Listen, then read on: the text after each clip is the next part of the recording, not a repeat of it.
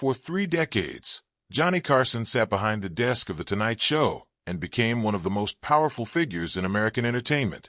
Millions of viewers tuned in every night to hear his monologue, watch his interviews, and laugh along with the celebrities who appeared on his stage. A single appearance on Carson's show could launch a career, while his approval could turn an unknown comedian into a household name almost overnight. To the public, Carson appeared relaxed, friendly, and effortlessly charming. But behind the scenes, people who worked closely with him often described a very different man: private, cautious, and sometimes surprisingly unforgiving. Carson rarely engaged in public feuds, but when someone crossed a line he considered important, he had a habit of quietly removing them from his world.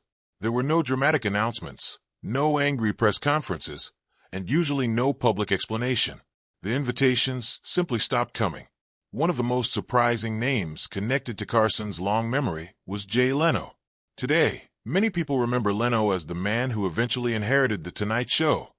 But long before that happened, he was just another young comedian hoping for a breakthrough.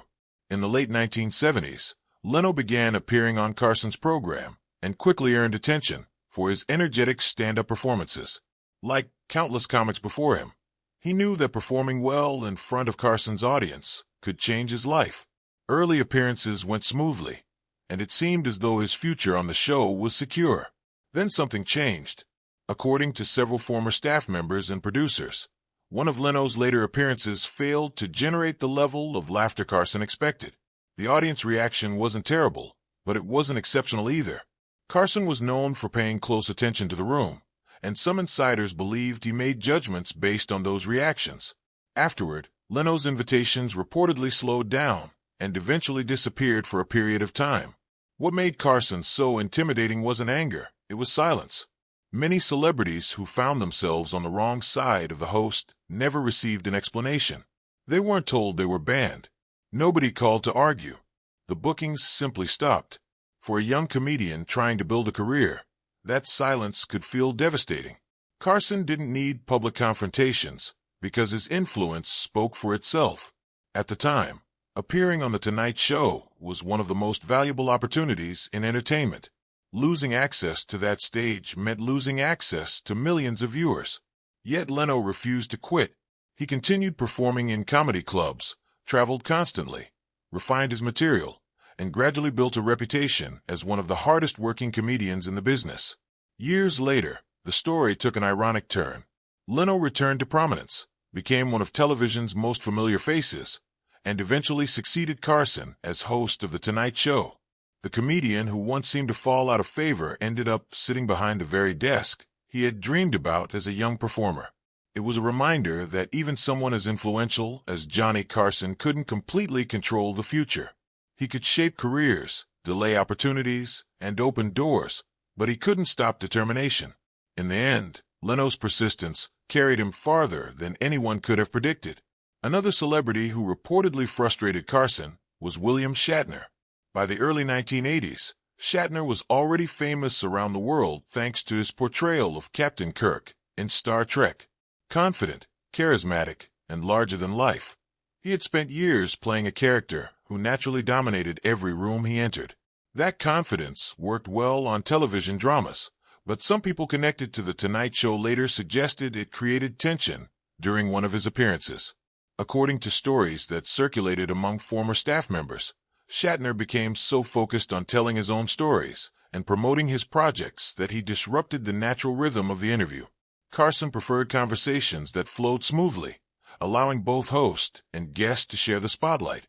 Guests who treated the show as their personal platform risked irritating him. Whether every detail of those stories is accurate remains difficult to verify decades later, but the larger point reflects something many people believed about Carson. He expected guests to remember whose stage they were standing on. The Tonight Show operated according to a certain rhythm that Carson had perfected over many years. He asked the questions, controlled the pace, and guided the audience through the conversation. Celebrities who forgot that arrangement sometimes found themselves receiving fewer invitations in the future. Carson rarely corrected them publicly. Instead, he simply remembered. And for many guests, that memory proved far more powerful than any confrontation could have been. If William Shatner's situation was about taking too much control of the conversation, Dana Carvey's story was different. He never confronted Johnny Carson directly. He didn't create a backstage scene, and he certainly didn't threaten the host. Instead, he did what comedians are paid to do. He made people laugh. The problem was who the joke was about. By the late 1980s, Dana Carvey had become one of the biggest stars on Saturday Night Live. His impressions were legendary, whether he was portraying politicians, celebrities, or television personalities. Carvey had an incredible ability to identify a person's smallest habits and turn them into comedy gold. Audiences loved him because his impressions felt both accurate and hilarious. Eventually, one of the people who became a target of his comedy was Johnny Carson himself. At first glance, there was nothing unusual about that. Carson had spent decades making jokes about public figures. He understood comedy better than almost anyone alive. But according to people familiar with the situation, the impression touched on something deeper than Carson's voice or mannerisms. It highlighted the idea that television was changing. Younger comedians were arriving. New audiences were emerging.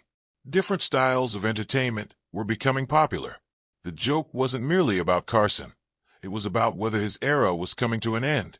For someone who had dominated late-night television for nearly 30 years, that suggestion could be difficult to ignore. Carson wasn't afraid of criticism. He had survived countless jokes throughout his career. What reportedly bothered him was the implication that he was becoming outdated. Once audiences begin seeing a performer as yesterday's star, that perception can become impossible to reverse. Whether Carson openly admitted it or not, many believed Carvey's parody struck a nerve. The comedian wasn't mocking Carson's success. He was reminding viewers that even legends eventually face the passage of time. The result was another example of the mysterious distance Carson often created when he felt wronged. There was no public feud and no explosive exchange of words. Instead, there was simply an absence. Carvey never became a major presence on Carson's version of The Tonight Show. The story has survived for years because it perfectly illustrates one of Carson's most sensitive areas. He could tolerate many things, but he disliked being reminded that his reign might not last forever.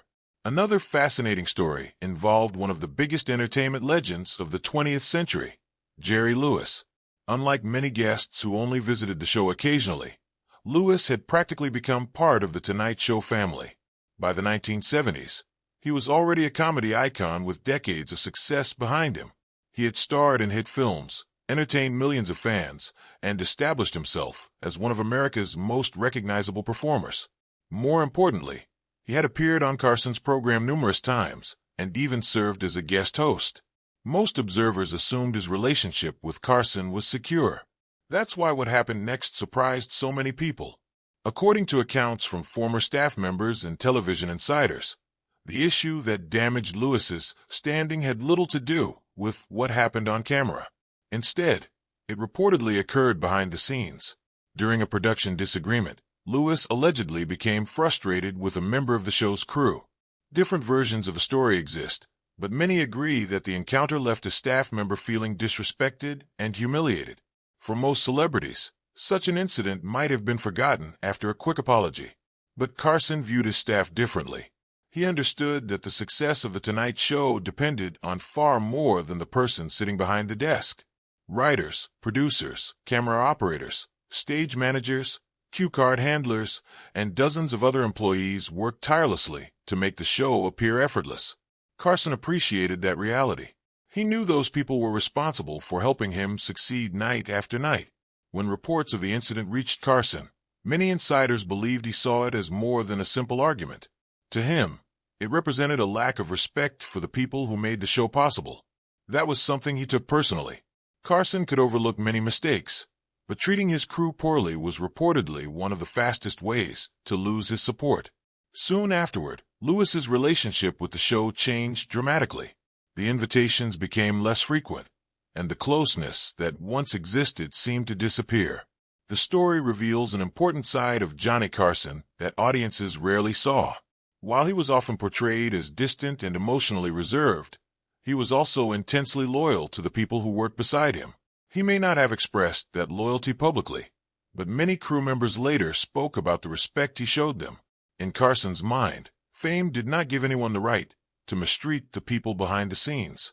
When someone crossed that line, even a superstar could find themselves on the outside looking in. If Jerry Lewis reportedly crossed a line by mistreating someone behind the scenes, the next story involves a man Johnny Carson had admired for much of his life. His name was Orson Welles. To younger audiences, Welles is remembered as the legendary filmmaker behind Citizen Kane, but to Carson's generation, he was something even bigger. He was a creative giant, a storyteller whose influence stretched across film, radio, and television. Welles possessed a commanding presence that could instantly capture a room. When he appeared on television, people paid attention. Carson was no exception.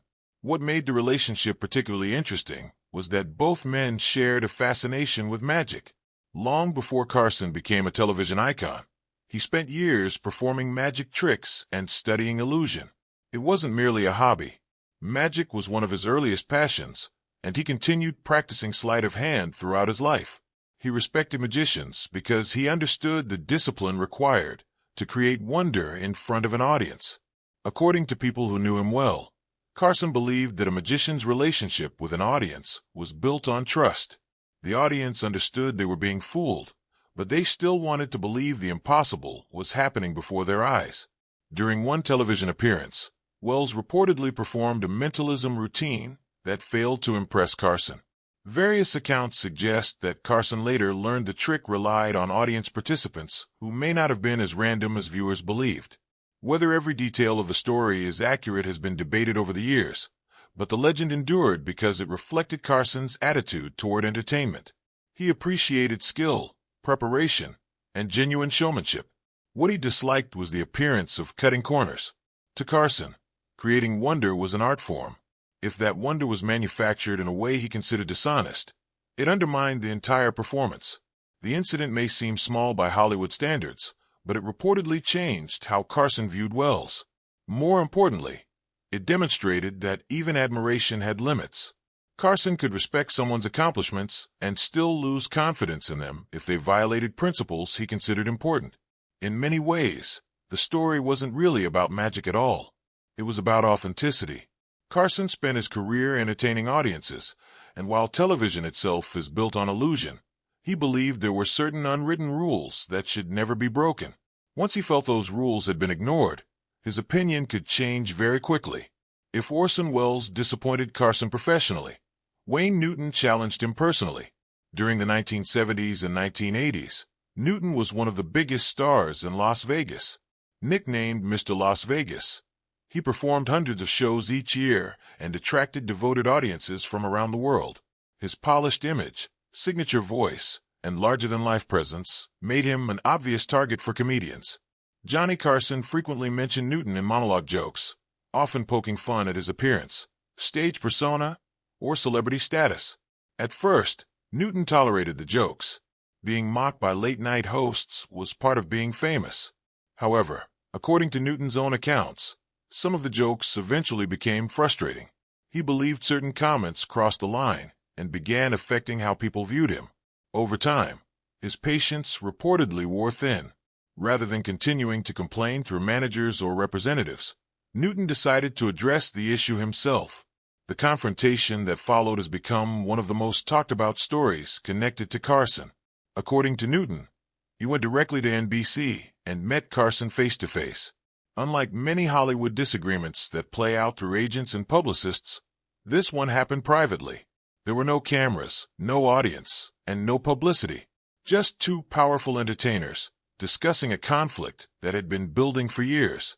Different versions of the meeting exist, but most agree it was tense.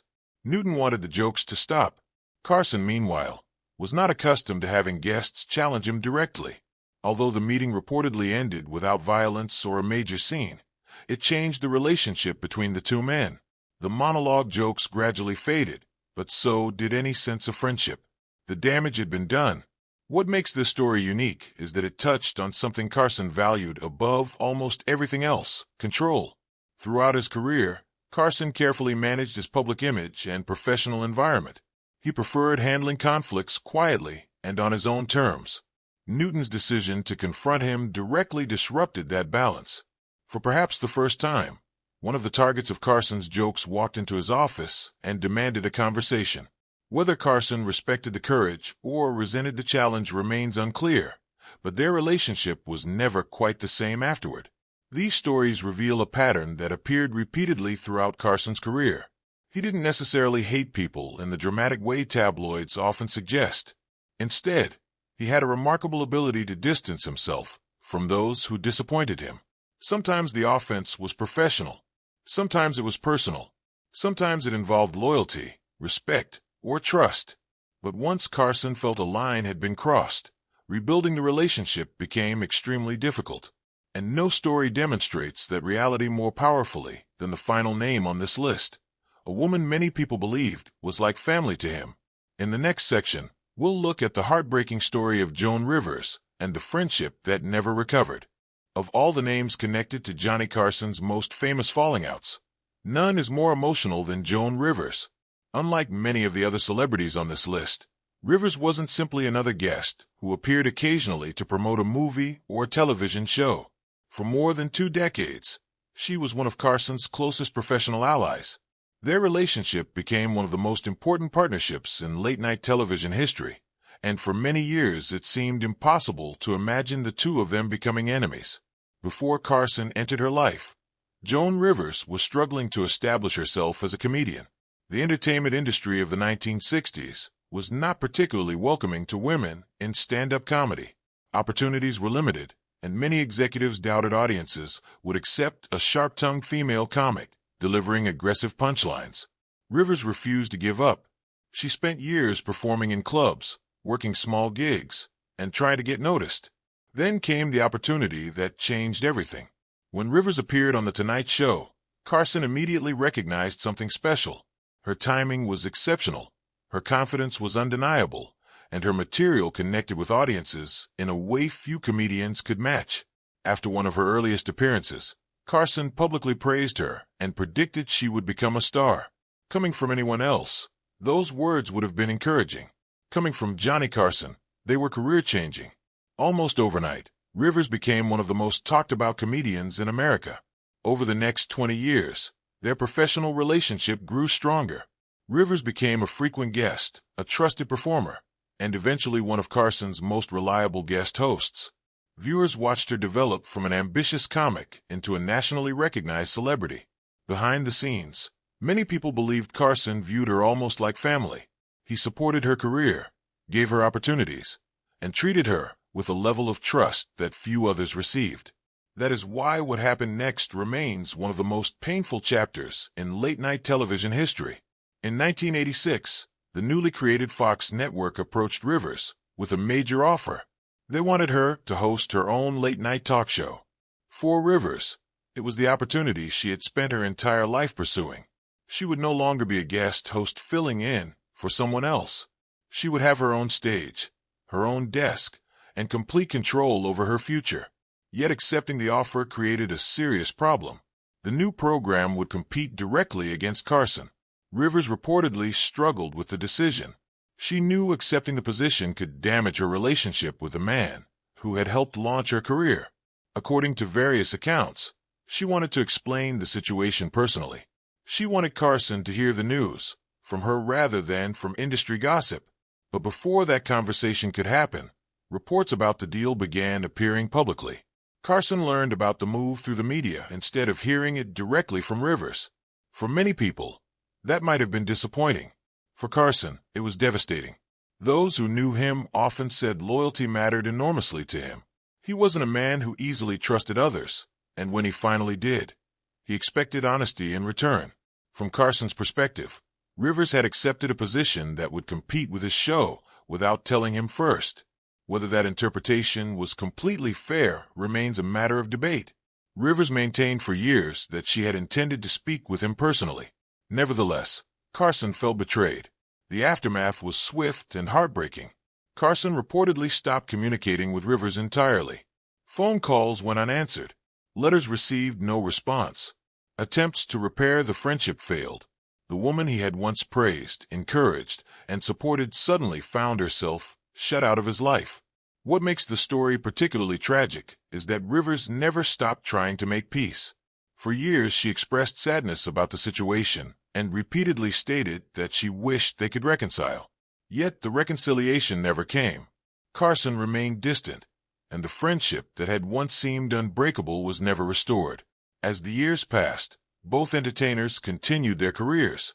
Rivers remained a successful comedian and television personality, while Carson eventually retired from The Tonight Show in 1992. Yet despite all their accomplishments, the wound between them never truly healed. When Carson passed away in 2005, many observers reflected on the fact that one of the most important relationships of his professional life had ended in silence. Looking back, the story surrounding Jay Leno, William Shatner, Dana Carvey, Jerry Lewis, Orson Welles, Wayne Newton, and Joan Rivers reveals something fascinating about Johnny Carson. The public often viewed him as the friendly host who welcomed celebrities into America's living rooms every night. And on television, that image was largely true. He was witty, charming, and extraordinarily talented. But off-camera, Carson was far more complicated. He valued loyalty. He valued professionalism. He respected people who understood the unwritten rules of the entertainment business. Most importantly, he remembered everything. While other celebrities might forgive and forget, Carson often chose a different path. He rarely shouted. He rarely created public drama. Instead, he simply moved on. Once someone lost his trust, regaining it could be nearly impossible. That's why these stories continue to fascinate people decades later. They're not really about feuds or celebrity gossip. They're about power, loyalty, disappointment, and the complicated personality of one of television's greatest legends. Johnny Carson spent 30 years making audiences laugh, but behind the smile was a man who carefully guarded his trust. For some guests, earning that trust changed their lives forever. For others, losing it became a lesson they never forgot. And perhaps that's the real reason these stories have survived for so many years. Not because Johnny Carson hated these people, but because once he felt someone had crossed a line, he had a way of making them feel as though they had vanished from his world completely. That quiet silence often spoke louder than any argument ever could.